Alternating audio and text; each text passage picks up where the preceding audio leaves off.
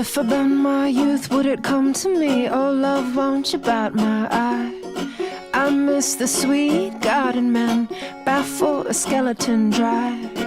All they wanted was a villain, and all they had was me. All they wanted was a villain, so then they just took me. Hold my county line, get down on my city floor. I will suffer no humans, they've been my habit before. Oh, how the earth did shake and tumble and tremble for what the people do take.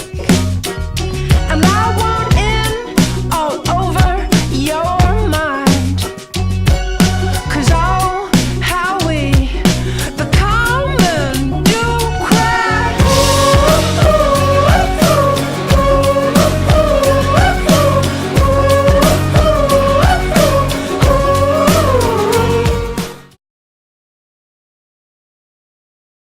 My first experience was really boring. It was a teacher telling me about, I think it was Much Ado About Nothing. And it's an awesome story that was just told to me completely wrong. I didn't get how, like, messed up and subversive it was. I just thought it was boring.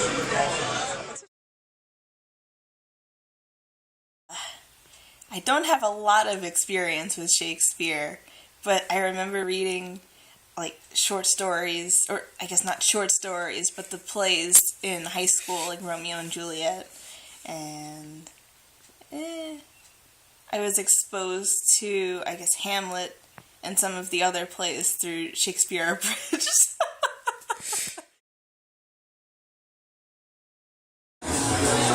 When I was young, my sister had like this huge, fat Shakespeare book, and it had all the plays in it, including the Macbeth and no, not Macbeth, Hamlet or something, where the witches were coming and they were. That's Macbeth. Macbeth, okay. The witches. That was awful. So I thought that scene was like so hilarious. It was so dumb. And since then, I had just been I was always interested in books, and now I have a library, so.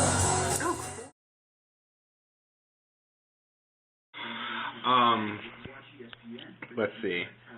I'm trying to think. I think the first, I know it had to have happened before. I'm not, wait, actually, you know what? I don't want to talk about my first experience. Do you want to talk about any experience? I will talk about it, because my first experience was the Leonardo DiCaprio Romeo and Juliet film that was on VHS. Okay, I watched it on VHS. I mean, just by being a person that's alive and being a part of, like, understanding pop culture and stuff and things like that, basically, I thought that even at that point, I thought I didn't enjoy it. What did you think about that one? The original, the one, not the Leonardo DiCaprio one, that was, I don't know what that was, but the other one wasn't bad. It was actually really good. It was accurate as it could be, so it wasn't bad. So you've seen the more updated one, and you said that was bad.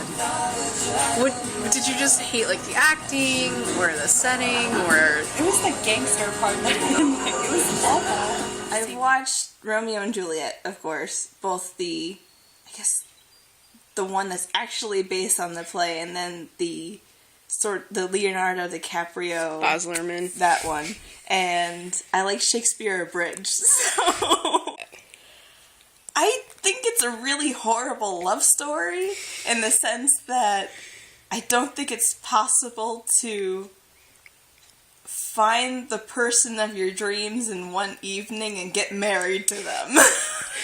Even I feel that within way. the course of a week. However, I kind of have a small connection with it in the sense that I was originally supposed to be named Juliet. That's pretty interesting. Is your mom like a fan of like Romeo and Juliet, or is she just liked the name? It was my dad.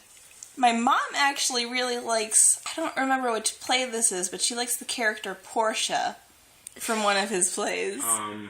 There was a time that I watched the 1970 something version of it. Okay, film. I cannot for the life of me remember who starred in it. I was in the 9th grade at the time. The thing about that, when I watched that film, I remember I was singing in the English class. The teacher, his name was Fitzroy Frew, and he was Jamaican, and he played the movie for us. And I remember the day that we got to the point when Romeo and Juliet, I think, sleep together for the first time. I think it was probably the last time. But I remember thinking, he told us, he's like, hey guys, today there's going to be boobs in this, and this, like, watching this. I want you to be adults about this. And no one was an adult about it at all. Like, it was pretty hilarious. Actually, I watched something recently that was always quoting The Tempest or Hamlet, and I thought that The Tempest was really interesting. And I know they made a movie recently of it, but every time I watch the movie, I just can't get into it. We enacted it. Oh! We enacted Macbeth, and we enacted, we tried to enact Beowulf, but I know that's not on the subject, but that was really funny. Yeah, we enacted it. We didn't read it. Yeah. That sounds interesting. So, like, did you guys have to dress up, or? No, yeah, we actually did dress up, like, with the swords and everything. So, I mean, as much as dress up could, you know, as in we didn't do, like, yeah, in a high school setting, in a classroom setting, as much as we could. We did have this one dude in class. He was, of course, Macbeth. He was a very serious Macbeth. He was taking his job, like, Way too seriously. yes. So, what was it like to act out parts of Macbeth? Funny. It felt like it's more conversational that way because it's a play. It's not, you know, a book or a novel, so it's conversational. So you can, like, it's easier to reenact. So you had no issues with the language? No. Alright. Well, when it's act, you have to act, even when you're reading it, you have to act it in your head, like it's a scene instead of like reading a novel. Okay.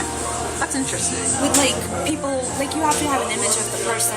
Like, you know, the description isn't given to you, so you have to have an image of the person, of the three witches, and you have to imagine them. They're witches, big noses, pointy hats, you know, and they're, like, doing this thing in the pot.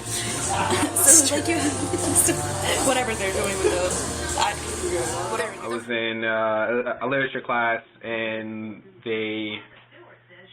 what was his name? It doesn't matter what his name was. However, he made us read King Lear and Macbeth. I think they were both, like, excerpts from both. I remember thinking those were very interesting. Like, because the thing is that even though about, like, you know, the thing about Romeo and Juliet, even though those are, like, classic, you know, those are, like, really classic plays and it's awesome and everything like that, I God honestly thought that those were the two stupidest people I ever, like, seen. The dumbest. You know, it's just, I mean, it's understandable to, you know, fall, like, you know, head over heels for someone, but, like, they just consistently made very, very poor decisions, and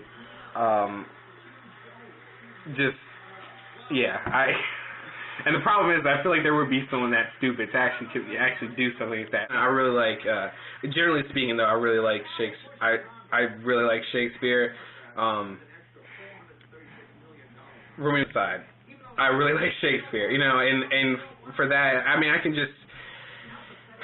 And saying that, I mean, going back to Romeo and Juliet, like the story is. The story in itself, like, questioning the logic of the, you know, of Romeo, you know, of the two lovers, like, they're just, I mean, that aside, like, it is beautifully, you know, written, you know. Seen Macbeth, like, live, and I thought Shakespeare was meant to be watched instead of read. It's, supposed to be made in movies and not read in classrooms, because I think that's dumb. I love the part where I forgot her name. In Macbeth. This Lady Macbeth. Lady Macbeth, and she's like, she doesn't kill the guy, the guest. What was his name? I forgot. I just remember him as the king. The king. She doesn't kill the king, and she's like trying to defend herself that why she didn't kill the king, and she's like. That part is like hilarious. That whole epithet, right?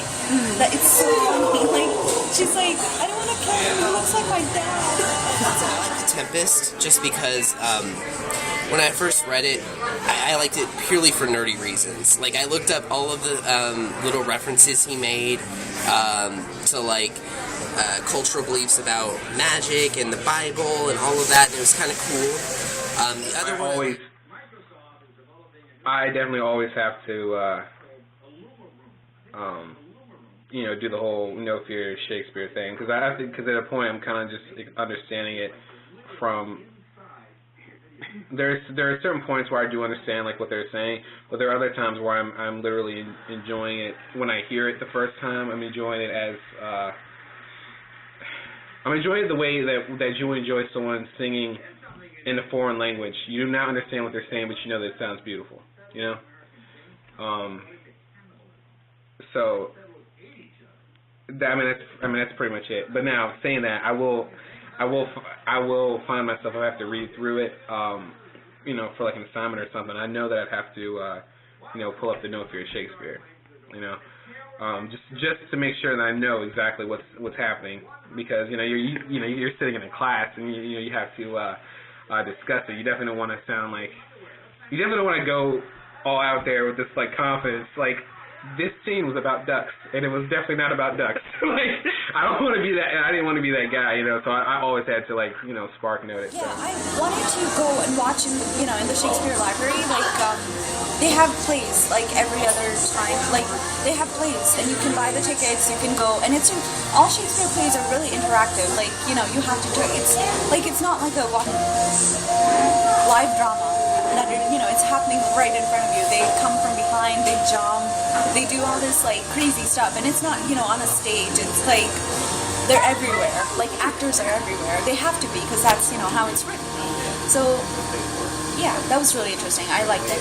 It's not meant to be read. It's meant to be acted and played and watched, and it's not real that way. So do you have like issues watching film adaptations? Oh no, I like them. I like seeing different artistic styles. And you have like no trouble with the language? I mean, some people. I actually really like Old English. That is so awesome. Cool. I can't think of anything else to ask.